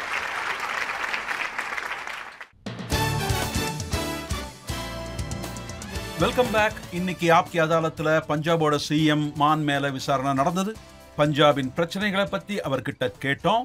பஞ்சாபில் உள்ள ட்ரக் ப்ராப்ளம்ஸை பத்தி, செக்யூரிட்டியை பத்தி, அங்க நடக்கிற கேங் வாரை பத்தி.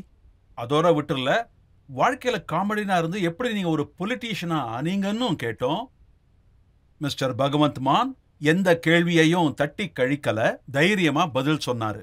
இன்னைக்கு ஆப்கி அதாலத்துல இன்றைய ஜட்ஜ் ஜெஸ்ஸி ஜெஸ்வியோட தீர்ப்பு.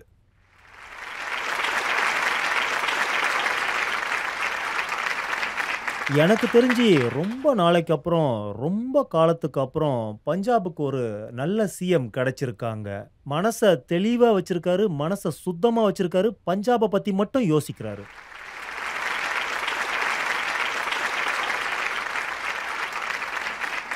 அதோட பஞ்சாபுக்கு ஒரு நல்ல விஷனை வச்சிருக்காரு.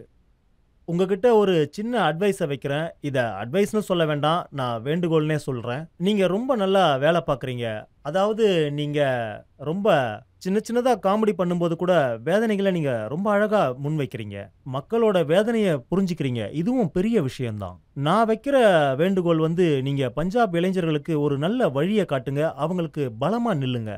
அவங்கள இந்த ட்ரக் சிஸ்டம்லேருந்து வெளியில் கொண்டு வர முழு முயற்சியை எடுங்க. அதாவது பஞ்சாப் இருக்கே, நீங்க பஞ்சாபை நல்லா முழுசா புரிஞ்சு வச்சிருக்கீங்க. பஞ்சாபின் மண் வாசனை உங்களுக்கு தெரியும், பஞ்சாபுடைய கல்ச்சர் உங்களுக்கு தெரியும், பண்பாடு உங்களுக்கு தெரியும். பஞ்சாபை நீங்க திரும்ப கொண்டு வர பாக்குறீங்க.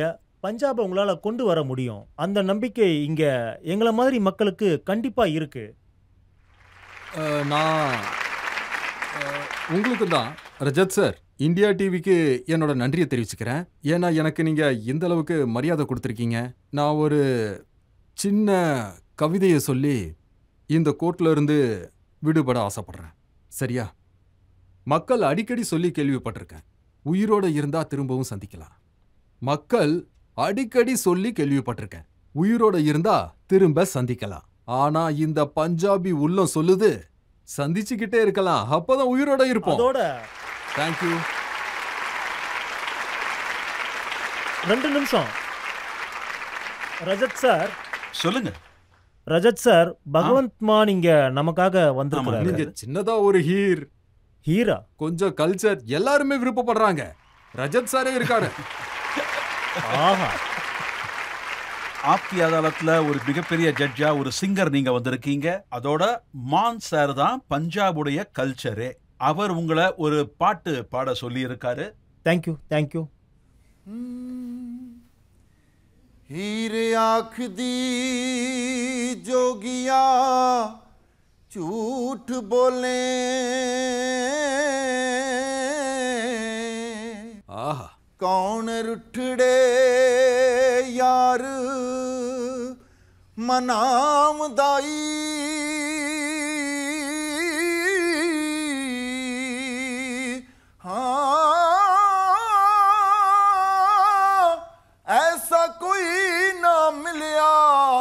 वे मैं ढूंढ थकी जेड़ा गया नू मोड़ लियामदाई साडे चमदियां जुतियां करे कोई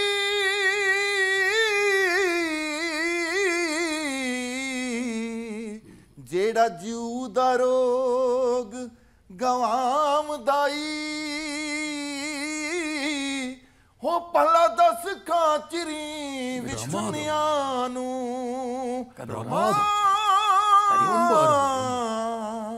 कदों रब सच्चा कर लिया आमदा।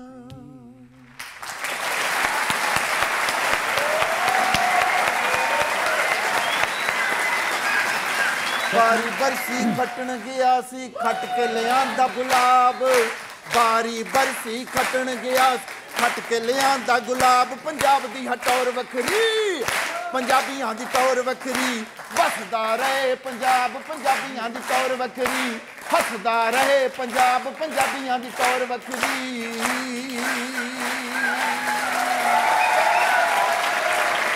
பஞ்சாபின் எதிர்காலம் செழுமையாக இருக்கும், பஞ்சாபின் எதிர்காலம் பிரகாசமாக இருக்கும். பஞ்சாபை நம்ம கண்ணு முன்னாடி காட்டிட்டாரு. பஞ்சாபோட மியூசிக் சிரிப்பு, சிரிக்க வைக்கிறது. பஞ்சாப் இதே மாதிரி என்னைக்குமே செழிப்பா வளரணும். இந்த நம்பிக்கையோட இந்த ப்ரோக்ராமை நான் முடிச்சுக்கிறேன். அடுத்த எபிசோட்ல இன்னொரு நபரோட உங்களை சந்திக்க நான் வரேன். அதுவரை வணக்கம்.